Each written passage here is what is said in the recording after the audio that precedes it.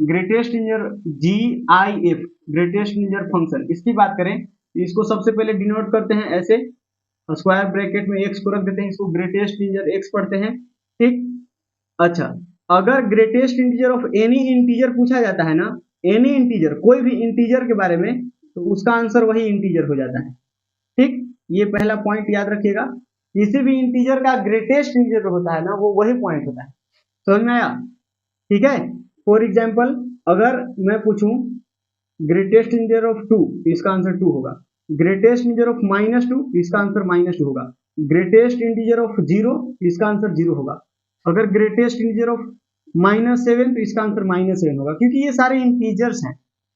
अगर कोई इंटीजर्स नहीं आया, पॉइंट में आ गया डेसिमल वाला नंबर, तब तो देखिएगा उसके लिए अगर greatest integer of 1 point something आएगा, 1 पॉइंट समथिंग, तो आप इसको 1 लिख दोगे। जो भी इंटीजर दिख रहा है ना, पॉइंट के पहले वाला इंटीजर, वो लिख देना है, जैसे ग्रेटेस्ट इंटीजर ऑफ 2.3333, इस तरह से, तो इसका आंसर 2 हो जाएगा। तो मैं पॉइंट से पहले वाला integer, greatest integer of suppose डाल दिया 9.9999, इस तरह से, तो इसका भी आंसर क्या हो जाएगा, 9 हो जाएगा, जो पॉइंट से पहले है, सिंपली उसको बस, ठीक। और यही निगेटिव वाला पूछ दिया जाए, देखिएगा समझ में आ गया, पॉजिटिव वाला तो समझ में आ गया ना, पॉइंट से पहले उसको लिख दीजिए, दैट्स इट, ठीक। कैसे आता है उस पर नहीं चलते हैं, क्योंकि हम अभी ग्रेटेस्ट इंटीजर पूरा पढ़ाने नहीं बैठे। मैंने आई थिंक कल के लेक्चर में बताया था आपको कि जो भी ये फंक्शन पढ़ना तो पहले जरूरी है ही, लिमिट पढ़ने से पहले फंक्शन आपको आना चाहिए। वैसे मैंने नहीं पढ़ाया है यूट्यूब पे, लेकिन मेरे ख्याल से आप लोग पढ़े हो, अगर नहीं पढ़े हो तो मैंने बताया था कि जो भी चीज जरूरत पड़ेगा ना, उसको हम यहाँ पर बता देंगे शॉर्ट में, ठीक। जैसे ग्रेटेस्ट इंटीजर बता दिया, वैल्यू कैसे कैसे आता है। अब यही चीज अगर निगेटिव डाल देगा, यही -1.7 रहता, तो -1.7 रहता, तो अच्छा एक और लिख लो, ग्रेटेस्ट इंटीजर ऑफ 0.3 रहता, तो इसका आंसर क्या हो जाता, 0 हो जाता, ठीक। अगर -1.7 रहता तो इसका आंसर -2 हो जाता, बस एक और पीछे चल जाना है, -1 है तो और एक पीछे चल जाना है, तो -2 मिल जाएगा, ठीक।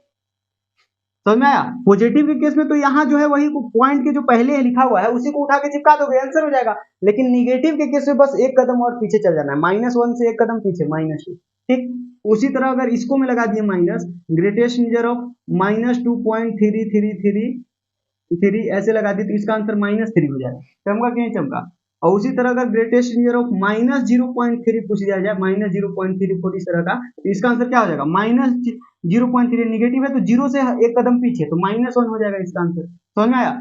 अगर आपको से पूछ दिया जाए ग्रेटेस्ट इंटीजर ऑफ -9.999 इस तरह से, इसका आंसर -10 हो जाएगा, समझ में आया कि नहीं आया। तो ये होता है ग्रेटेस्ट इंटीजर फंक्शन का कंसेप्ट, समझ में आया। तो जरा बताना हमको कि ग्रेटेस्ट इंटीजर ऑफ 2 माइनस का होगा भाई, इसका आंसर क्या होगा। 2 माइनस का मतलब कुछ हुआ, 2 माइनस का मतलब हुआ 1.999, बोलो हाँ या ना। 2 माइनस का मतलब क्या हुआ कि 2 से छोटा होना चाहिए और 2 के क्लोज होना चाहिए, मतलब 2 के नजदीक होना चाहिए और 2 से छोटा, तो इसका मतलब यही ना, मैंने कल भी बताया था, मतलब लास्ट लेक्चर में। तो ये क्या हो जाएगा, इसका ग्रेटेस्ट इंटीजर क्या होगा, 1 होगा। और यही अगर हम 2 प्लस पूछेंगे, ग्रेटेस्ट इंटीजर ऑफ 2 प्लस, तो इसका मतलब क्या, 2.000001, यही ना लिखोगे, तो इसका आंसर क्या आएगा, 2 आएगा। अरे समझ में आया कि नहीं आया भाई। ग्रेटेस्ट इंटीजर फंक्शन का ग्राफ कैसा होता है भाई, तो सीधे ग्राफ होता है ना,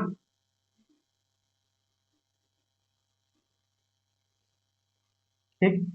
तो देखिए 0 पर ग्रेटेस्ट इंटीजर का वैल्यू क्या होता है, 0 होता है, और 0.1 पे 0 ही होता है, 0.2, 0.3, 0.9 तक 0, यहाँ मान लीजिए कि 1 है, यहाँ क्या है 1, तो 0.9 तक तो 0 ही मिलेगा, 0.999 रहेगा वहां तक, तो ग्रेटेस्ट इंटीजर का वैल्यू क्या मिलेगा, 0 ही मिलेगा। और 1 पर क्या मिलेगा, 1 मिल जाएगा। मैंने बताया था ना कि ग्रेटेस्ट इंटीजर ऑफ जेड क्या होता है, वो जेड के ही बराबर हो जाता है, मतलब जिस नंबर का जिस पूर्णांक का, जिस इंटीजर का ग्रेटेस्ट इंटीजर निकालोगे ना, वही उसका आंसर हो जाएगा, ठीक। लेकिन फ्रैक्शनल पार्ट इंटीजर का 0 होता है, ठीक। तो ये 1 पर जो है ये 0 नहीं देगा, मतलब यहाँ होल हो जाएगा, और ये 1 दे देगा वैल्यू, 1 पर 1 देगा तो यहाँ डॉट हो जाएगा, ठीक, यहाँ पर है 1, मतलब ग्रेटेस्ट इंटीजर का वैल्यू 1 पर 1 मिलेगा। ठीक, और फिर 1 कब तक रहेगा, तो 2 से पहले तक, 2 से पहले तक ग्रेटेस्ट इंटीजर का वैल्यू 1 रहेगा, मतलब 1.999 तक ग्रेटेस्ट इंटीजर का वैल्यू क्या रहेगा, 2 रहेगा। और 2 पर जैसे ही पहुंचोगे तो 2 पर ग्रेटेस्ट इंटीजर का वैल्यू क्या हो जाएगा, 2 हो जाएगा। 2 पर ग्रेटेस्ट इंटीजर का वैल्यू क्या हो जाएगा, 2 हो जाएगा, ये 2 है, समझ में आया।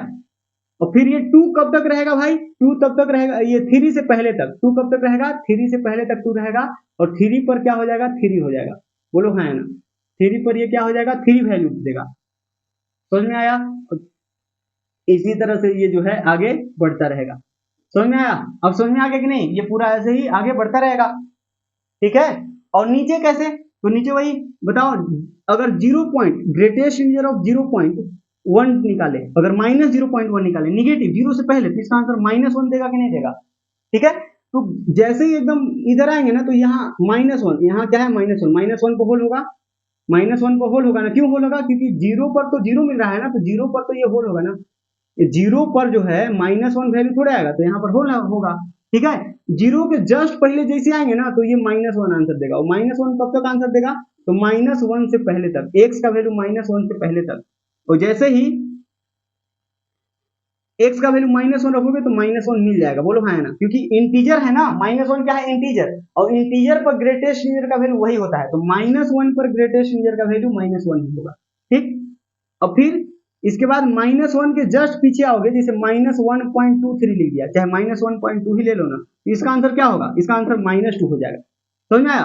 तो -1 से अगर हल्का सा भी पीछे आए ना, तो सीधा कहां पहुंच जाएंगे, -2 पर, तो -2 पर, ठीक है। तो -2 पर कहां आएगा, ये फिर ये यहां आ जाएगा,